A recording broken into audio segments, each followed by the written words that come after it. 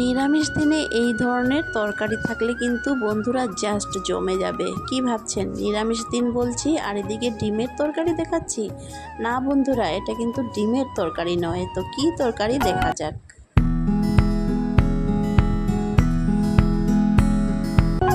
Hello everyone, আমার রান্নাবাটি চ্যানেলে আপনাদেরকে অনেক অনেক স্বাগতম। আজ আমি একটা সয়াবিন দিয়ে রেসিপি তৈরি করে দেখাবো। তার জন্য সয়াবিনকে একটু নুন দিয়ে সিদ্ধ করে নিলাম, তারপর মিক্সিতে একটু পেস্ট করে একটা বাটিতে নামিয়ে নিলাম। এবার আমি মিক্সিতে আবার কিছু টমেটো, আদা আর কাঁচা লঙ্কাকেও পেস্ট করে নিলাম। তারপর আমি সেখানে আবার একটু লঙ্কা গুঁড়া আর একটু জিরে গুঁড়া দিয়ে আবারও পেস্ট করে নিলাম। তারপর একটি বাটিতে নামিয়ে রেখে দিলাম। এদিকে আমি সয়াবিনের মধ্যে আমি 4 চামচ টক দই দিয়ে দিলাম আর একটু কাশ্মীরি লঙ্কার গুঁড়ো দিয়ে সয়াবিনের মধ্যে ভালো করে মিশিয়ে নিলাম। এখন আমি কড়াই বসিয়ে দিলাম। কড়াইতে একটু তেল দিয়ে অল্প জিরে ফোড়ন দিয়ে দিলাম। আর সেই বেটে রাখা মশলা থেকে আমি অল্প পরিমাণে মশলা দিয়ে দিলাম। এটাকে একটু নাড়িয়ে চাড়িয়ে মিশিয়ে নিলাম। এখন আমি এখানে অল্প হলুদ গুঁড়ো, অল্প নুন দিয়ে আবারও ভালো করে এটাকে মিশিয়ে নিলাম যতক্ষণ না তেল বেরিয়ে আসে। তারপর আমি এখানে সেই সয়াবিনগুলি দিয়ে দিলাম। তারপর আমি একটা আলুকে সিদ্ধ করে রেখেছিলাম, সেটাও এখানে দিয়ে দিলাম। এটাকে মিশিয়ে নিলাম আর এক টুকরা পনিরকে গ্রেট করে এখানে দিয়ে দিলাম। দিয়ে একটাকে ভালো করে মিশিয়ে একটি পুর তৈরি করে নিলাম। এদিকে আমি কিছু পাঁপড়কে জলে ভিজিয়ে একটি চালনিতে রেখে দিলাম যাতে জলটা ঝরে যায়।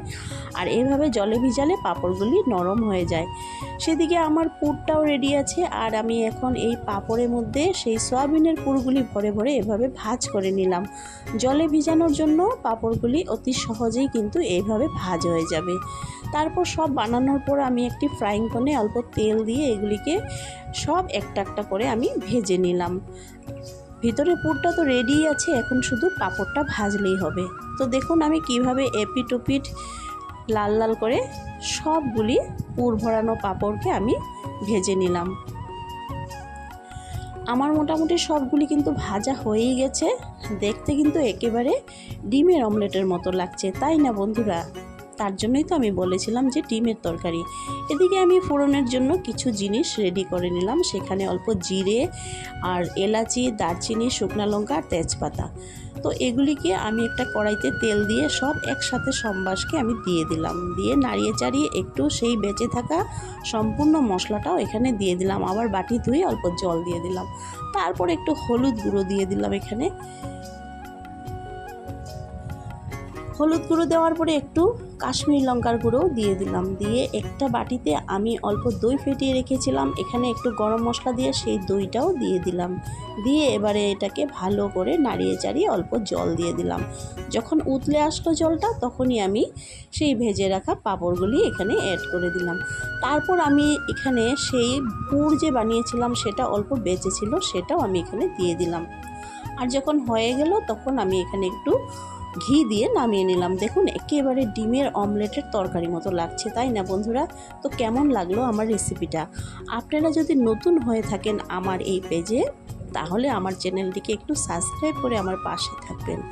আর যদি ভালো লাগে তবে একটু লাইক কমেন্ট শেয়ার করে আমাকে এগিয়ে যেতে সাহায্য করবেন। আপনাদেরকে অনেক অনেক ধন্যবাদ আমার ভিডিওটা দেখার জন্য। সবাই ভালো থাকুন, সুস্থ থাকুন।